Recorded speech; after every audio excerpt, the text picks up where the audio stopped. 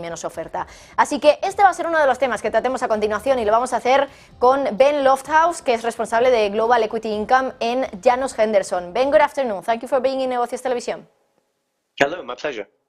Global share buyback, Ben, it's a record in 1.31 trillion and it nearly equals dividends now. Is this positive or negative for the market? I think it's very positive. I think it shows that companies have recovered strongly from the COVID pandemic, and that they have cash to return to investors. So I think we should take it overall positively. It's also positive. It's quite broadly spread. So the top 10 come from technology, finance, and energy. So it's not just one sector. What are the advantages and the drawbacks, Ben, of share buybacks? Is this something sustainable in the long term? The advantages are they can be very accretive. So by buying back some of the share capital, particularly if it's at a cheap price, you make the equity more valuable for the remaining shareholders. It can also help, particularly when markets are weak and investors are selling shares. It can help provide some sort of counter to that, so you can keep prices higher and more stable. It also maybe is useful because sometimes if companies hold a lot of cash, they get tempted to do very large acquisitions and lots of investment. Sometimes those things can be worse than just giving back the cash. The risks are when they're done with too much debt. If you're using too much debt to buy back shares, that often ends up in tears. And also they can be used to manipulate earnings. If you're issuing a lot of shares to people, to employees, sometimes they can be used to kind of hide that by buying back those shares. So you say you're doing a buyback, but actually there's no real benefit to shareholders. How do share buybacks impact the stock market and valuations of different companies? It's hard to say long term. I think there are quite a few companies that have done buybacks and the share prices have still fallen over the long term.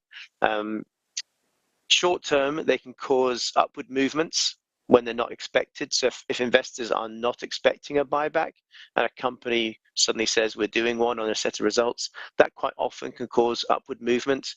And very consistent buybacks over time, they can be taken quite positively by investors. But ultimately fundamentals of the company matters. If the company does not have a good market position or good products, the buybacks can't save you. How do share buybacks relate to Janus Henderson's capital allocation and investment strategies? Ben, do you have any specific preferences regarding share repurchases versus dividends? I run dividend funds. So personally, my investors and on behalf of my investors, I prefer dividends, partly because they tend to be less variable than buybacks. So buybacks, quite often they can get turned off when times are tough, or when companies do acquisitions or invest. So I personally prefer dividends, but many investors do like buybacks, particularly US investors. They like the fact that they're accretive to earnings and that they provide a buyer in the market. So I think it very much depends on your own individual circumstances and also your tax treatments. Thank you so much, Ben, from Ben LoftHouse from Janus Henderson. It's been a pleasure to speak to you. Pleasure. Thank you for having me.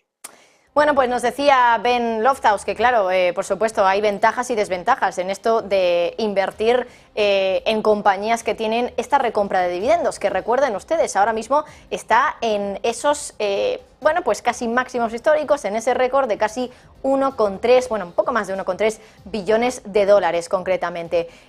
Seguimos mirando a los mercados financieros a la espera de la siguiente entrevista, donde vamos a hablar, por cierto, de inteligencia artificial y de cómo ese chat GPT ahora parece que podría estar empezando a tener algo de razonamiento humano, que nos lo contaba, por cierto, ayer Sergio Fernández, y también pendientes, por ejemplo, pues de cómo está el chatbot de Google, es decir, ese chat, bueno, en este caso el chat BART, que es como se llama el de Google, parece que está pisándole los talones bastante al chat GPT de OpenAI, que ya saben ustedes que Microsoft aquí ha invertido mucho dinero. Volvemos a mirar a los